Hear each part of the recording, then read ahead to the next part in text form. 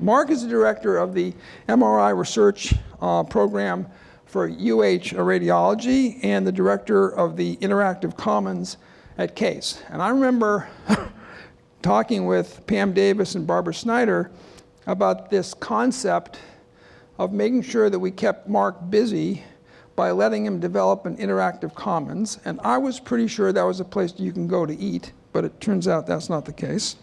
His research led to enticing the further development of the Microsoft HoloLens mixed reality headset, which he'll talk to us about, resulting in our School of Medicine and the Lerner College of Medicine being selected as the primary education site for the development of this technology by Microsoft. And Mark will certainly tell us more. As a creative out-of-the-box inventor, he conceptualized and developed an item called magnetic resonance fingerprinting, which you can read about in Nature, as an improved approach to quantifying what we see by MRI. And that led to a collaboration with Microsoft Quantum to further develop that technology. Again, absolutely remarkable. He's received many awards, including being named the Nortec Inventor of the Year and as a fellow of the National Academy of Inventors. So Mark's going to talk to us about how holographic visualization will impact our world. Now. Thanks, Stan. Thanks, everybody. Let me maybe start by just saying my condolences to everybody who worked closely with Anne. She was a truly remarkable woman who, as Stan said, really was dedicated to this place, and she always treated me with just the utmost respect and passion, and yeah, she's going to be missed here. So, just condolences to everybody there. So as Stan said, I'm going to talk about how some new technology is impacting our world, and with a little bit of a focus on cancer, but really trying to give you an idea of how quickly our world is changing. And my story really starts back in 2013. I was having a discussion with Barbara Snyder really about why anybody's going to come to a university at all in the future. So if you think forward, to 2050 or 2100, why is somebody going to come to a university? It used to be that the reason that a university was a good university was that it had the best library, right? It was the source of information. But I would ask all of you to think about, when was the last time you actually went to a library to get information, right? It doesn't happen anymore. You maybe go there to study. Today, our incoming freshmen have never been alive without Google. And not only that, we have this box of electronics in our pocket where essentially we're carrying around all of human knowledge with us all the time. And this is a new thing. This isn't an old technology, right? This is 11 or 12 years old, depending on how you define it. And yet we as a university are still doing the same things that we were doing 100 years ago.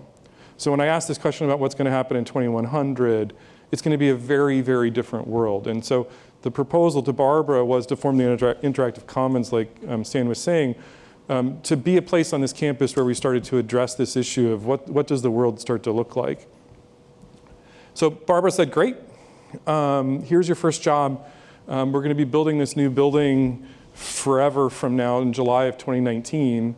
And we're going to build this new medical school without a cadaver lab. So you have 6 short years at this point, or I guess it was maybe 5 at that point, to figure out how to teach anatomy completely digitally, because we don't want to put a cadaver lab in. And that seemed like a long time, but it is July 2019, so it's come up way faster than what I thought. But when you think about it, that challenge was a pretty tough one, because what we describe as medicine today actually came after cadaver dissections, right? People started looking inside the human body hundreds of years ago, and everything that we've done in terms of medicine has been done that same way since then. And so we had just a few short years to change that. And so we started looking at things like touch screens and big displays. And I'm from radiology, so we look inside the human body all the time, and we have a much better understanding of the human body than we did 100 years ago. And so it was kind of feasible to think that we could make an anatomy curriculum that was completely digital. The problem is that people don't really see things very well that people don't understand two-dimensional images and translate them to 3D very well. That there's a translation problem, and there's also a problem of looking at things at scale, right? The human body is this particular size, and if I'm looking at an image that's just a couple of inches big on a screen, that's just not going to cut it. So we were a little bit struggling in the first years, and I ended up getting a phone call from Barbara Snyder while I was traveling, and she said, hey, I need you to go to on a trip. What had happened was that a gentleman named Craig Mundy, who was the head of Microsoft Research at that time, had talked to Toby Cosgrove, who was president of the clinic at the time, and said, hey, there's something happening out at Microsoft that you need to see. And so she called me and said, hey, Mark, I need you on a plane to Redmond next week to go visit Microsoft. And if you think about this is 2014, Microsoft was kind of a dying company at the time, at least it seemed like it.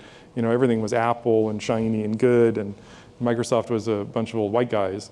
But I got on the plane and expected to really see just a junky VR headset with virtual reality. But what I saw was a piece of technology that I think is probably the most revolutionary thing that I've seen since I saw an MRI for the first time in the mid-'80s.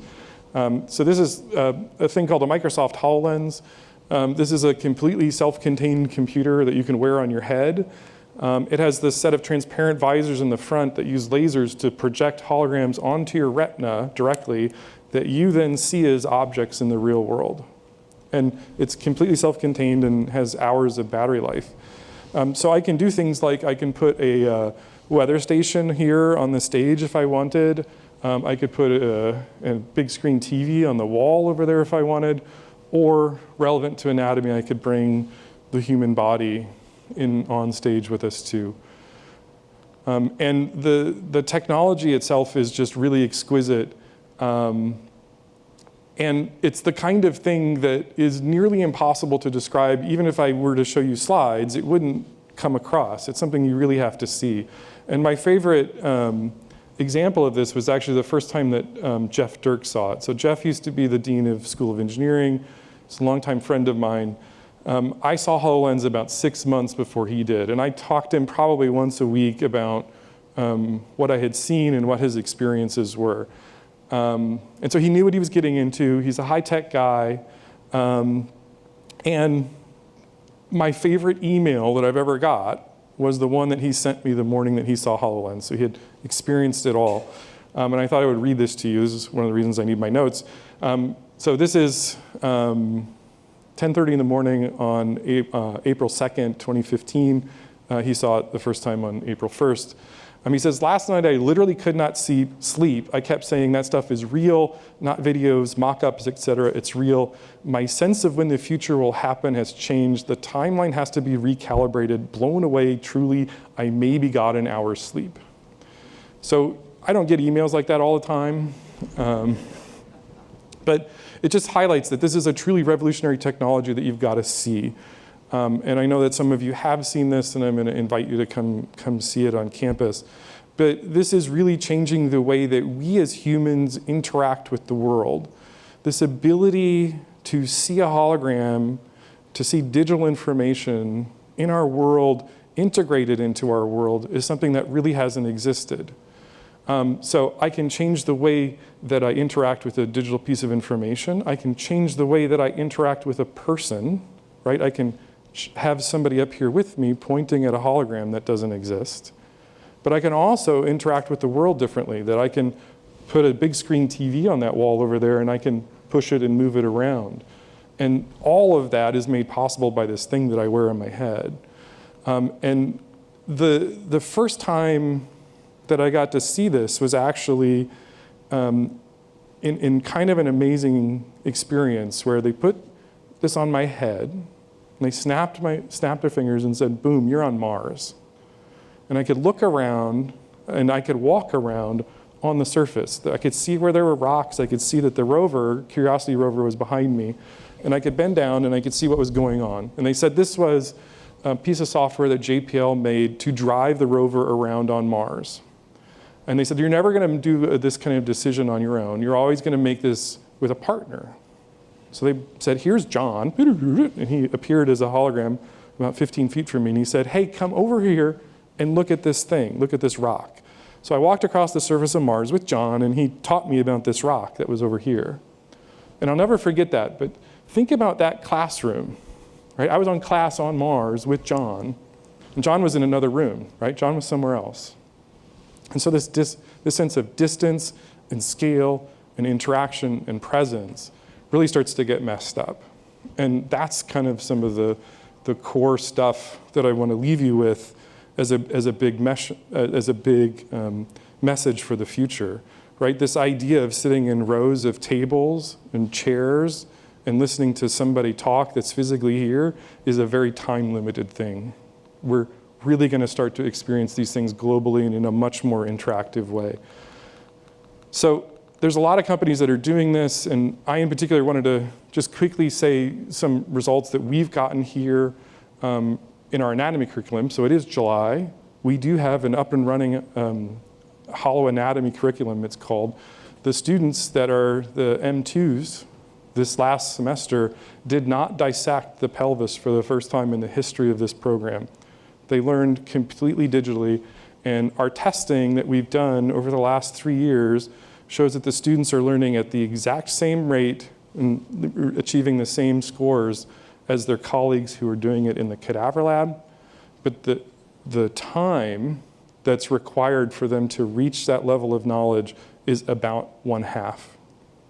And so we're providing the same level of education in about half the time. And if we want to start talking about the cost and everything else, it's also lower. We've replicated this across multiple industries, and other people out in the world have done the same thing. And so this technology of holographic display and visualization is already going to disrupt education, and we're leading this here at Case. But now that I've got this ability to look at the human body, I can understand what's inside. Just imagine what comes next when we start talking about making these visualizations tailored for an individual person. So I can go to my scanner and I can take an MRI scan of somebody. And now I can understand where, let's say, they have a tumor. But the question comes down, oftentimes in my conventional MRI world, as to what should the surgeon cut out? So if a surgeon's going to take a lump out of a breast, should they take out exactly what they see on the MRI? Should they go beyond it? And exactly where is that in the actual breast tissue? It's very difficult to see sometimes in an operating room exactly where that is. And so this is part of this art of being a physician, that sometimes you're doing too much, sometimes you're doing too little, every once in a while you're doing exactly the right thing. And a lot of this just comes from the problems of being able to see exactly what's going on. So using something like HoloLens, we can guide the surgeon to exactly where the tumor is inside the body and exactly how much they should cut out. There are other people here, like surgical theaters, doing things. Being able to see this in context with the human body and to be able to see this in the context of the other team members of an operating team are something that has not existed before this. And so there's already some preliminary data out there that this is going to improve surgical outcomes by guiding the patient to get to exactly what they want to see. You can also imagine guiding things like needles, even in a complex trajectory through the body, by overlaying a hologram of an ideal needle trajectory into the right target zone so that you hit exactly the tumor that you're after. And there's really just a near infinite number of applications of this. One of the things that we're doing in our lab here is trying to think about the future of an operating room once we have all of this technology. And again, I'm an MR imager, so on one end of my room, I'm going to put an MR scanner, maybe a CT scanner. But right now, we're doing this with an MR scanner. In that, given our history that Stan talked about, we can do real-time imaging inside the MR. So we're talking about 40 milliseconds a frame. So that starts in the MR scanner. We then pass that data through a network to a specialized reconstruction computer that processes that data and then outputs it to HoloLens. And that total time from one end, from the imager, from when it's happening inside the patient to when we see it in a HoloLens is about 45 milliseconds. So it's happening faster than the human eye can really perceive. And so now, imagine I start building robotic surgery equipment that's here in the MRI, that's guided by the MRI. We already have stuff like this. And now I can take that image and I can transmit it over a network to somewhere else where it gets processed and then gets transferred yet somewhere else to where the surgeon's actually doing the visualization of this.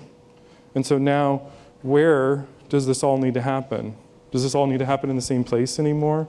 Or could this be remote? Could I have a surgeon that's in Cleveland doing a surgery in Africa, for example? This is only limited by the speed of light at this point, and we're already doing demonstrations showing this, right? If you think about your intuitive surgical Da Vinci machine, it's just data, right?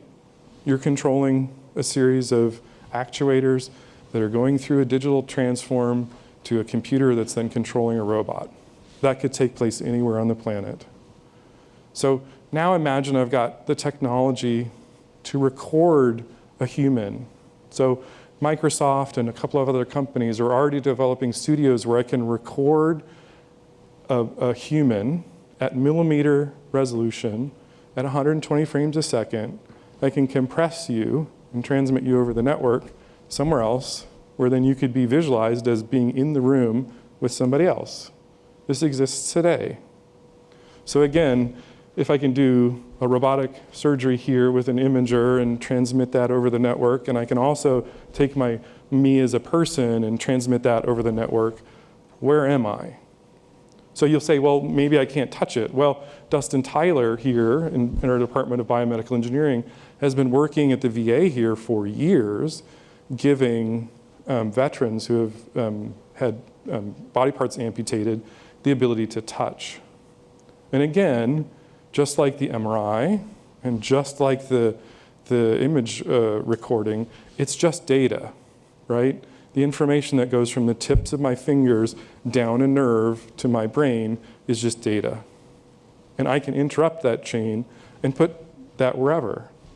So we've already done an experiment where we've had a gentleman with an amputated hand, and we took his normal prosthetic amputated hand and we put it in one room, and we put him with the HoloLens in another room.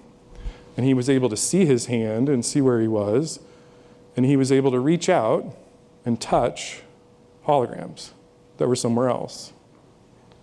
And so now, which components of the surgery are we missing? I can be here, I can see what's happening inside the human body in true 3D, I can interact with robotic equipment, just as if I'm in the same room. My colleagues on my team can see me as a hologram in the room with them, and I can touch and feel that operative field just like I can today. So what am I missing? And my argument to you today is really nothing. That this world is coming much faster than we think. We happen to have a leadership role here at Case, and it's going to dramatically impact what we do. We have a lot to think about here. Just think about the ethics of this.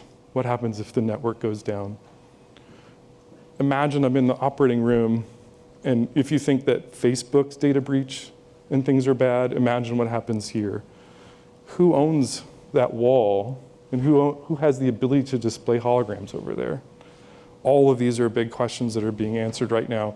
But that world that I'm describing, I think, is pretty different than the one we're living in now. I hope that you will all see that there's a positive role for us here and join us in this path down this very crazy future. So with that, I'll just say thank you to Stan. Thanks for everybody for listening.